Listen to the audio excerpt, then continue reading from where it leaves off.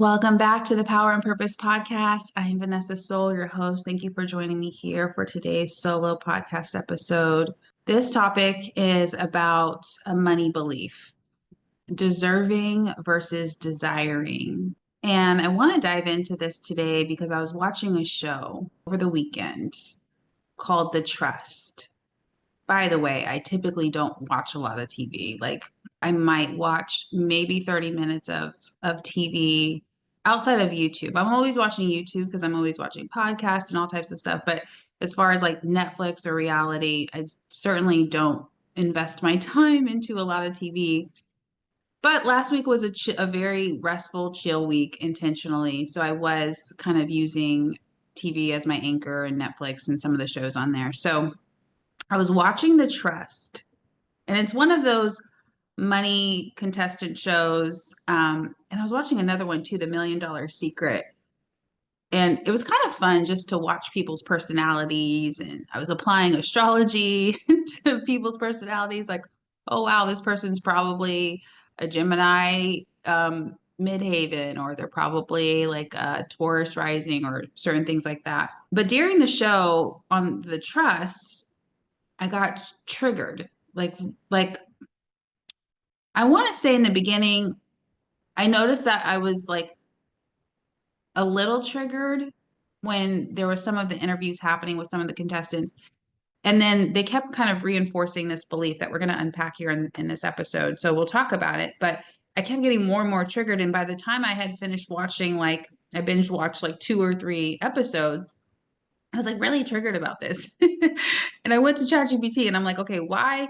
I was like, I'm guessing why I'm triggered because I feel like it's not fair, but like, tell me more. And we're going to talk about the actual topic. So I'm going to break it down and give you more context. And just to give you context of the show, it's probably not that important, but I'm just going to do it anyway, just in case. So the show is called The Trust. You know, there's like 11 people. They start off, they're all entitled to this trust fund amount of money that the show gives them. And it's a total amount, and then they have to split it. And then they go through a series of days or weeks or whatever it is, and whoever is part of the last group of standing people, whether it's 4 people, 5 people, doesn't matter the amount, but whoever does not get voted off, they are all entitled to that quote unquote trust money, and they get to split it. So already when people come on the show, they already have it. It's not something that they have to win. So the abundance is set right from the beginning. That's the point. Now, if they get voted off the show, they obviously are not in the trust and they don't get that money. So that's the setup. Now, what kept happening during the show is like the little one-on-one interviews where this is a reality show, right? So when they're talking to the camera, I'm sure the person is asking them certain questions, and they're giving their thoughts on, like, they're explaining what they think or how they feel about other people in the house, that type of stuff. So over and over again, I kept hearing that people were saying other people didn't deserve to win the money. And I'm like, no one has to deserve money. No one. If you're alive and you're breathing, you deserve to live. Everyone deserves to live if you're already here. From a soul perspective, we had to do so much, or we had to wait so long as souls in the ether, or as angels, or I don't know what your beliefs are, or if you've had other incarnations, like you had to wait to get a body here on earth. That's my spiritual perspective. If you're here living in this reality, you deserve to be here, and you deserve whatever you desire. So that is my belief.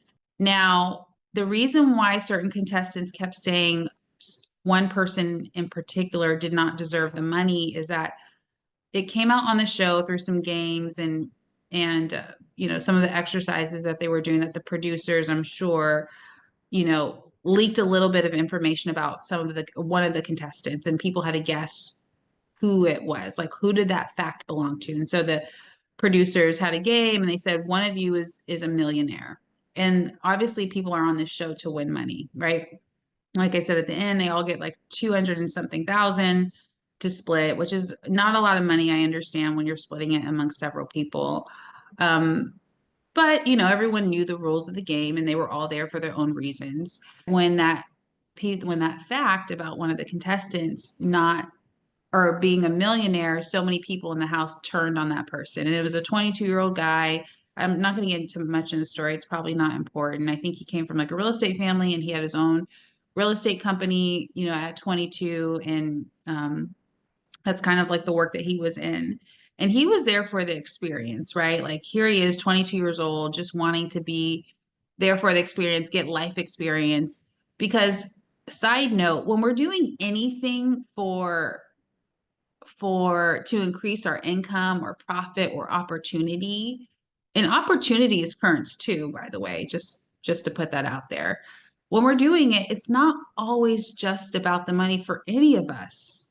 We might think it is, but our soul incarnated to have the experience of what it's like to get the money, the opportunity, the reward, whatever it is. Some people may not consciously understand that they really desire the experience of becoming wealthy and what that feels like, what it feels like to go through the ups and downs and lose all their money and then gain all their money back. And like there is so much that happens in that experience that can really satisfy our soul beyond just the human perspective, but the human perspective, logically, we don't think like that. We're just like, I want this money because this money will give me freedom. It'll give me a new house. It'll give me trips. It'll give me that. It'll give me this. And yes, all of that is true, of course. But just a reminder, the soul is really here for the experience of who you become. What do you learn about yourself as you're gaining the profit, as you're gaining the money, as you're doing XYZ? And so just to backtrack or just to kind of pick up where I left off, a couple people were turning against the 22-year-old who's a millionaire, and they're like, he doesn't deserve to be here because he wasn't struggling, right? And they were, some of the people who were saying this, they were resentful towards him, and they were saying like, well, I deserve it more because I've struggled more than he has. That was like their thought. I think that no matter what any of us have been through, whether people have struggled or not struggled with money, deservability is not really a factor. It all comes down to desire. So I was kind of getting triggered. I was getting triggered because people were saying this over and over again. It was multiple people in their little one-on-one interviews. So I asked ChatGPT, I'm like, why am I so triggered by this? I want to understand it. Side note, I think triggers are beautiful. I love when I'm triggered because it's a moment for deeper self-awareness. It's a moment for integration. It's a moment for me to grow. I learned so much from my triggers, and oftentimes I'm looking for a trigger. I know a lot of people are upset when they're triggered and they might blame the other person. Someone can really dislike another person who triggered them, whether it was intentional or not intentional. Many times we're triggering people around us and we don't even know that we're doing that. We're just being ourselves. But what if, depending on what someone else has going on, whether they have judgments or they have assumptions about you and they turn it into something else, that's their story. You're no longer involved in it, but they also need to go through their own journey of unpacking their own thoughts. And most people don't do it, but some people do. So triggers are very, very helpful. I'm a trigger for a lot of people, and I'm okay with that. It's not that I enjoy making people uncomfortable because I have a lot of compassion for people, but on a soul level, I know that their soul wants to be around me to be triggered. Sounds crazy. I know, but it is what it is. Okay, so I asked ChatGPT, I said, why am I so triggered? And I had an idea. I knew about my belief, like no one has to be deserving. We are all deserving when we get here. So why is that even a part of the belief system here on earth? Can we have another concept to use as a guideline instead of people being worthy of money or deserving of money? Because everyone is worthy, everyone is deserving. That should not be a thing. I knew that much, but I wanted to see what ChatGPT was going to say. So ChatGPT says, Vanessa, you might be experiencing confusion or frustration for three reasons. Number one, you've unhooked from the old paradigm. So the scarcity logic literally does not make sense to your system anymore. So true. So true. I've unhooked from the old paradigm. And scarcity, it's an illusion. And I know that. Even when I experience scarcity in my life, or my mind is going back to old worries or doubts, like, oh my God, what will happen? Da, da, da, da. If, what will happen if I don't meet my number, if I don't get this? Like, sometimes I still fall into those mindsets, but I don't stay there long. I pull myself right back out because it only takes me like less than a minute to realize that that's an illusion. That scarcity is an illusion. It's just still passing. I know, I'm in my mid 30s and I'm still detoxing a lot of these beliefs and I'm aware of it. But when they come through, it's not like I believe them. I still experience it on a very lower level compared to what I was experiencing at one point in my life, to where it used to be so daunting and so debilitating and it used to just cause like a lot of anxiety. But now it's like it comes in and I swear, like in less than 60 seconds, it's on its way out. And then I just, the veil lifts, there's that fog that comes in for a little bit and then it lifts, because I know that scarcity doesn't make sense and it's illusion. All right, number 2, it says, Vanessa, you might be experiencing confusion or frustration because you may feel understood or even judged for operating from desire and receptivity instead of self-sacrifice or proof. This one hit home. I was like, absolutely. And I'm still working through this one because some of my life experiences, one of the main things I was judged for was my desires, wanting more, wanting more of anything, wanting more experience, wanting more love, wanting more money. When I was 16, like wanting like luxury, like there was this one jacket I really wanted. I forgot what brand it was.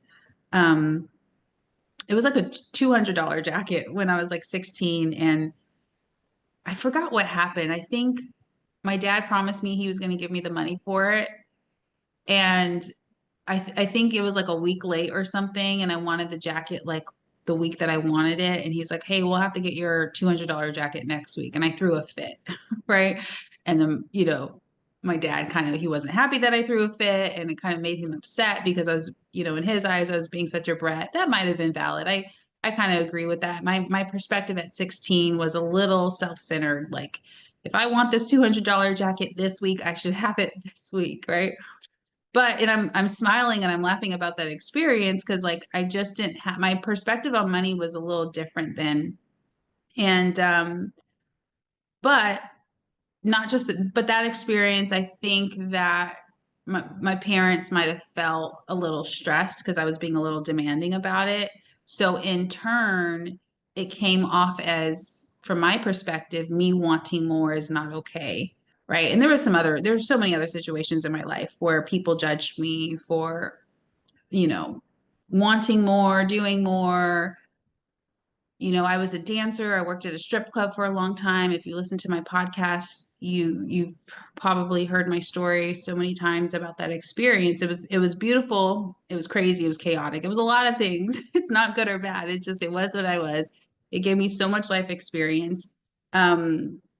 But even during that time, right, I was making a lot of money. And one of the reasons why I didn't want to tell people that I was working at a strip club is not because I was embarrassed by or shameful of it. Like, I wasn't, because it was such an outlet for me. It's like in my eyes, I was in my power during that time. Like, I was just experiencing life. I wanted to go through the experience of what it was like to have that lifestyle for a while on a soul level and on a human level. So I didn't have any shame like most people would think. Even when people openly try to shame me about it, it just didn't stick. It was like, I just don't care about what you think about this thing, right? Now, but what did bother me, or what I was worried about being judged of, is not because I was dancing at a gentleman's club. It was more about, I'm doing this because I want more money than what I'm making as a college student working on my master's degree at Pepperdine University. If I was going to go work some other job, it'd be hourly. I would only get a certain amount of money, and I just want more. But I couldn't own up to that because of my previous life experiences. I have always felt judged or misunderstood for those reasons, right? So that was really that judgment had a lot of power over me during that time. And then, even after that. So, and I know I'm still working through this one as well. It's not fully integrated. It's not 100% integrated. Um, but this is a really good reason, or it's a really good explanation as to why I was really triggered when people were judging that 22-year-old for being a millionaire. And I think that I was putting myself in his shoes, and I had compassion for him, and not just his situation, whether or not he had money, it was just the fact that he just desires to be there, and he desires more experience. He desires to see who he's going to be, who he's going to become, how he interacts with people, how he chooses to play the games, how he chooses to go through the exercise to win this prize money, even if it's not a lot of money for him, because his cut at the end would not have ended up being a lot of money based on his current measure of circumstances, right? If he's already a millionaire, and again, they had to split the money, so let's just say they all walked away with 40,000. I forgot what it was, but let's just say it's 40,000. Like, yes, obviously that makes a difference for him. Um, but is it life-changing for him? Probably not. But it would be life-changing for the other people, right? Because that's what they were saying. So those were kind of my thoughts. I just felt like he was being judged and misunderstood, and everyone was so focused on, well, if he's not struggling, then he doesn't deserve to be here. But again, they were negating the fact that he was there for the full experience, and it wasn't just about the money.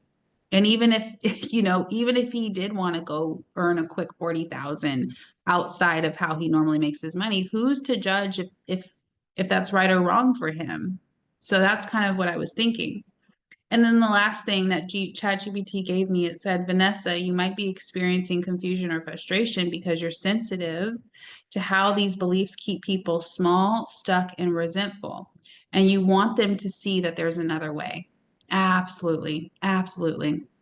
And it was funny because in the show, when people were doing their one-on-one interviews and talking about their thoughts and their feelings about everything that was happening, they were so resentful towards that 22-year-old, right? And they were like, we need to vote him out. You could just see the energy, especially me. Like I could like resentment has a certain frequency, it has a certain color that I could see sometimes through people's aura. And sometimes I don't see it visually. Sometimes I just feel it. I feel the density of resentment, and I saw that in their aura, and it showed in their actions, and it almost worked against them because it changed their behavior with who they interacted with. It changed their personality. It changed how they operated in some of the exercises and the games in that show. And I could see exactly, just like ChatGPT told me, I could see where it was keeping them stuck or small. Like some people weren't being their full selves or their authentic selves, or they weren't opening up to the 22-year-old, and they weren't really telling him, sharing with them their thoughts and feelings, because all of a sudden they felt like they couldn't trust him. Why? Because he already has $1 million? Like what, like what does that have to do with you not being able to be their friend? So interesting stuff. So I already had a sense of why I was triggered. And then ChatGPT just kind of helped me like really flesh out my thoughts more and work through it. So that's why I wanted to bring it here today. Before I wrap up, I was going to wrap up, but I think I need to go through the deservingness piece, because you might feel this way. And that's okay. Just because I believe that people don't need to be deserving of money on a game show to win the money. If they desire it, then yes, they've earned that opportunity just by having the desire. And if your beliefs coincide with the contestants and the people I was talking about, that's okay. If you feel like that is 100% in line with your authentic self, great. However, right now I'm speaking to the people that if if you believe like, yeah, people have to deserve money, but that may not be in alignment with your soul. It may just come from conditioning.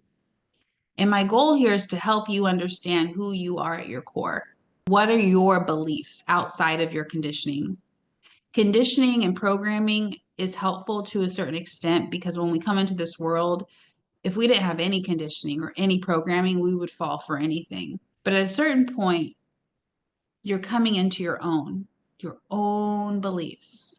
People who believe that they must deserve wealth there's often the subconscious programming that either it came from religious or moral conditioning. Many people were taught that wealth is a reward for being good or humble or hardworking or sacrificial, like sacrificing your life or sacrificing yourself for it. So, if someone already has wealth and receives more, it could feel unfair to someone who's been taught that abundance must be earned through suffering or proving your worth. That's the moral conditioning behind it. And I'm just talking about this just to bring it to awareness. I understand that this is triggering, but hey, that's what I'm here for. I got triggered and that's why I'm having the conversation with you. And this is not to sway you to my side. This is just for you to be aware of what your conditioning beliefs are so that you could decide for yourself, am I going to keep this conditioning belief and keep subscribing to it? Or do I want to put this one on hold and release it and see if I could shift my beliefs, and let's see if that works better for me. Let's see if that's more in alignment for me. All right, the next thing around this deservingness mindset. Here's where it could also stem from. It's a scarcity mentality. If someone believes that there's only a limited amount of money or opportunity, that they will see someone else's gain as their loss. And this creates judgment and resentment, especially towards those who seem to have enough already.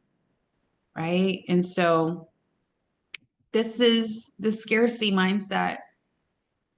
I understand that our limited perspective can see this as truth in certain instances, but it's oftentimes not the case because there's so much abundance.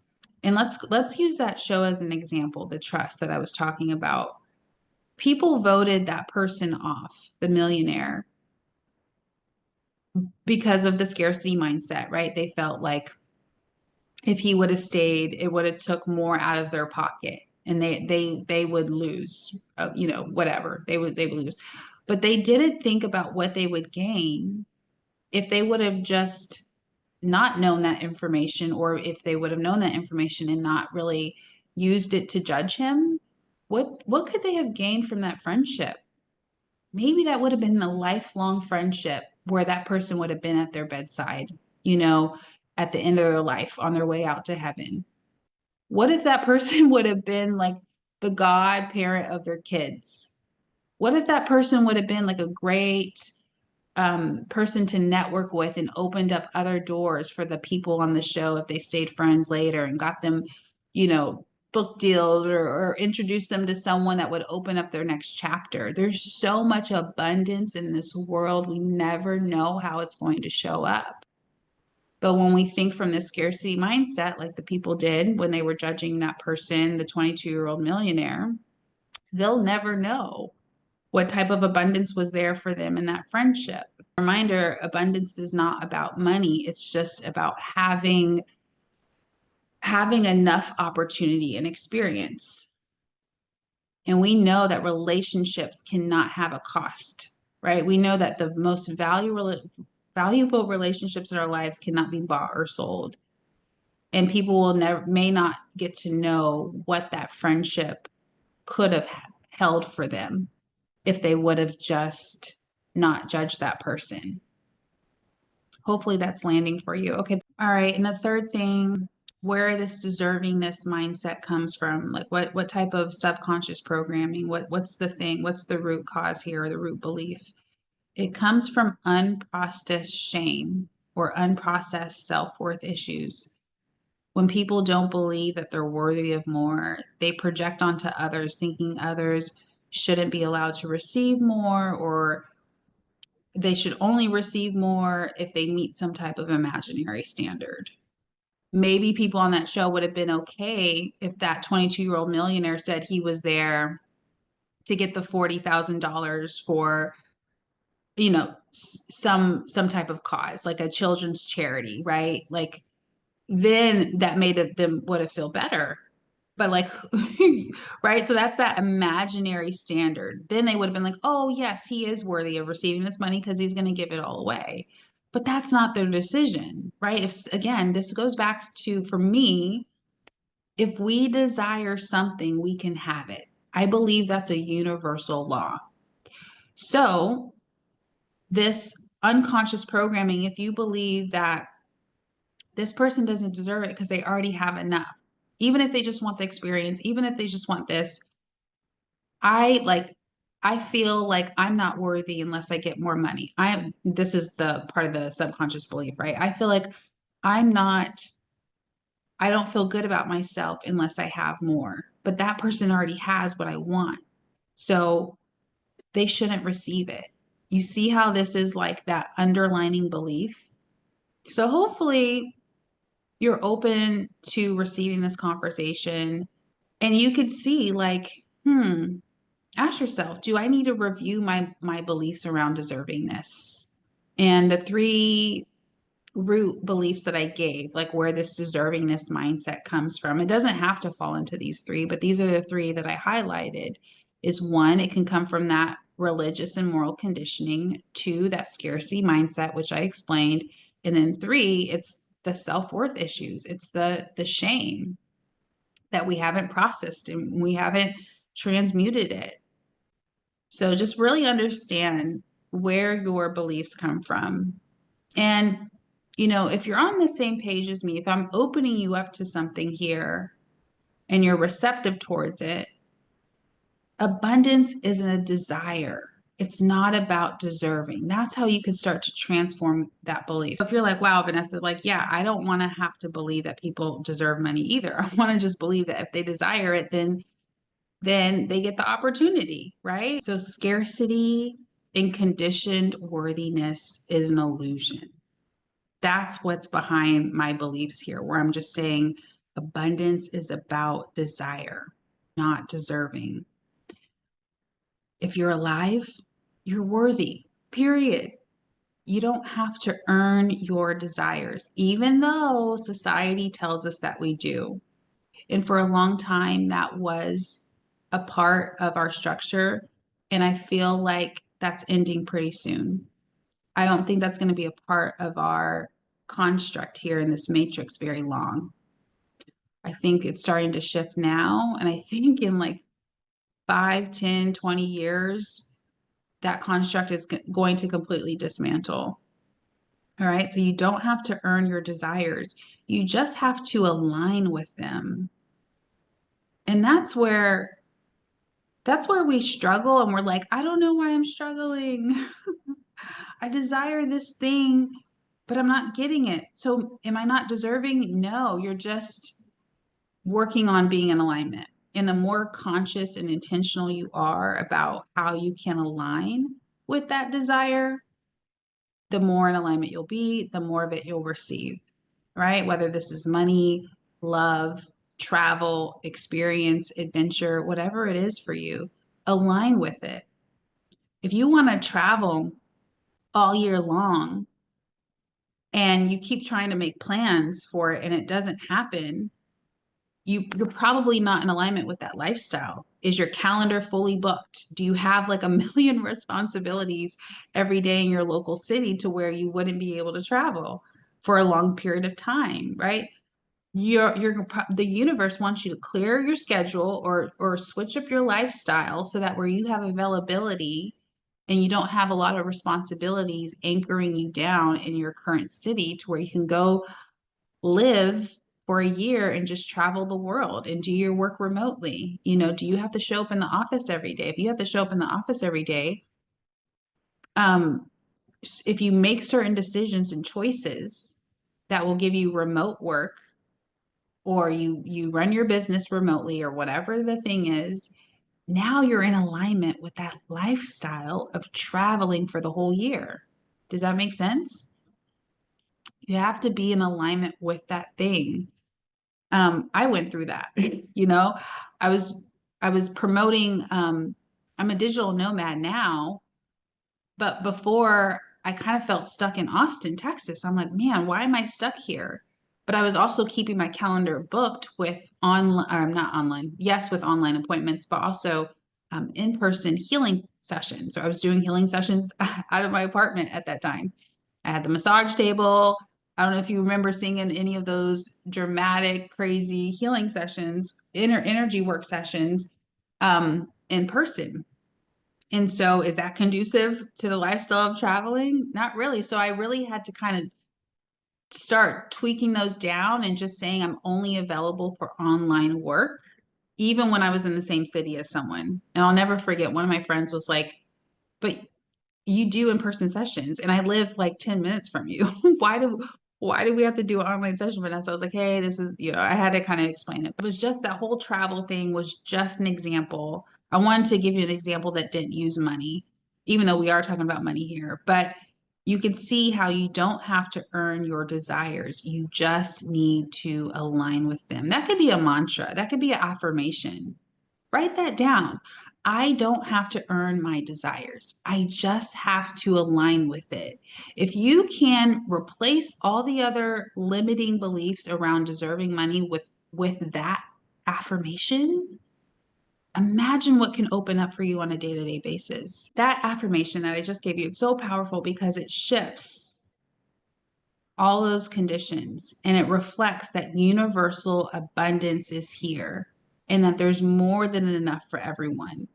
The only reason why we're not experiencing that there is enough for everyone is because we're all still being duped in this illusion that scarcity is a real thing. But as soon as we recognize that it's an illusion and it's not a real thing, all the abundance will free up and open up and we'll see that there's enough for everyone. And yes, there's strategy in restructuring our structures to reflect that, but that's a whole nother thing. Next, this affirmation is so powerful because it really emphasizes that you don't have to do anything or be anything special to receive. You don't have to prove yourself, friend. I have been caught up in that for years. I have to take on so many clients. I have to do eight appointments a day. I have to do this and do that. And I have to get all these testimonials for my business to show that I'm worthy. No, no, no, no, no. If you're doing what you do it because you love it, not because people validate it. You don't have to prove yourself to, you know what I'm saying? You don't have to do anything or be anything. Just be you. That's your only soul contract here. Well, it's not the only, but it is the soul contract for receiving, is being yourself. The next powerful thing about this shift, right? This belief shift is sovereignty. People can create and attract and receive without guilt.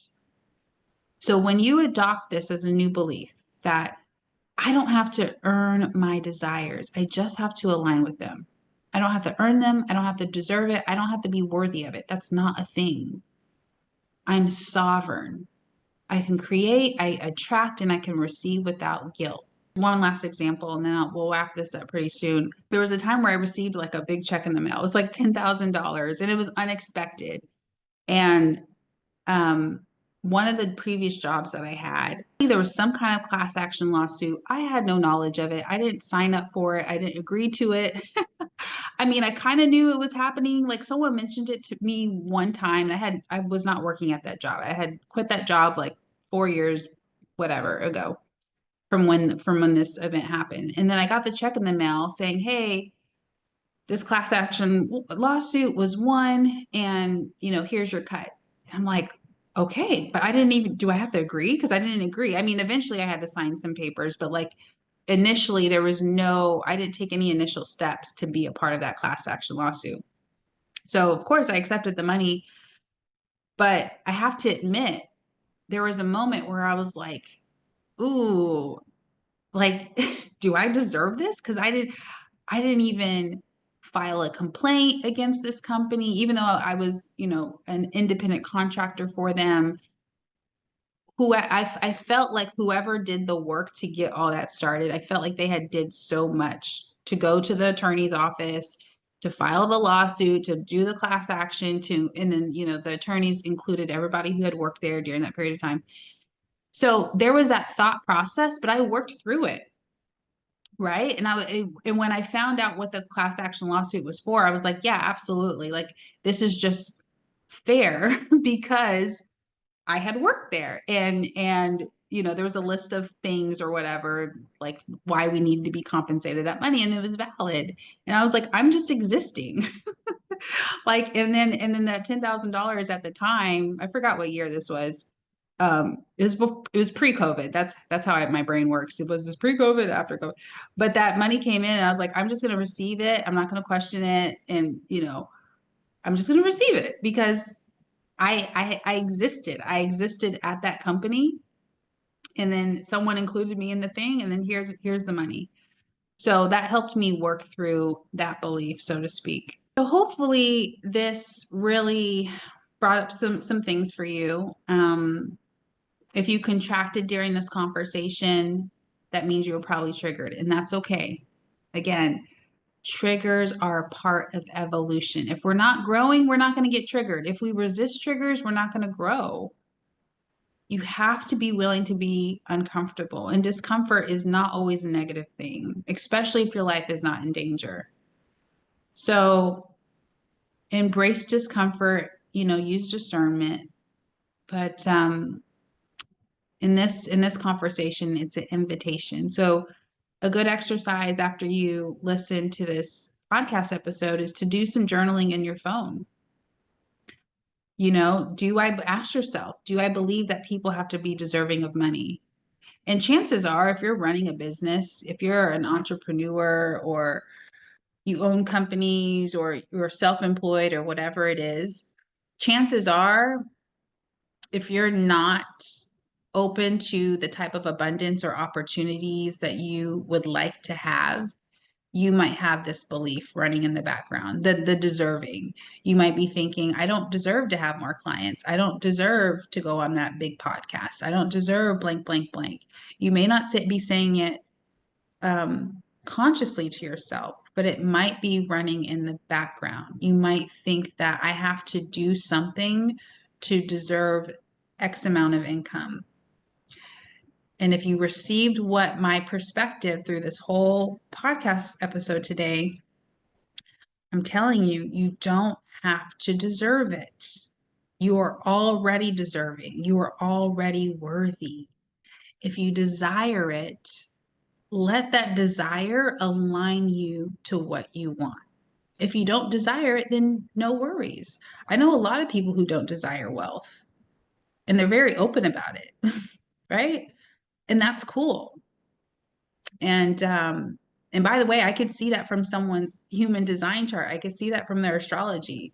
There's like a few things where I'm like, oh yeah, this person is not here for material anything. They are truly here for love. They are truly here for something else.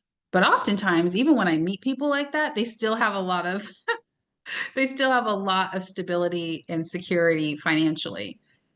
Even though in their charts, I could see that it's just not a part of their bigger life path. And that's okay, right? We're not judging anyone's experience. It's like, just honor your desires. And that's the thing about that other group of people is if they don't desire a lot of the financial stuff, they just need to be clear about what they really do desire. So that way they're in alignment with that.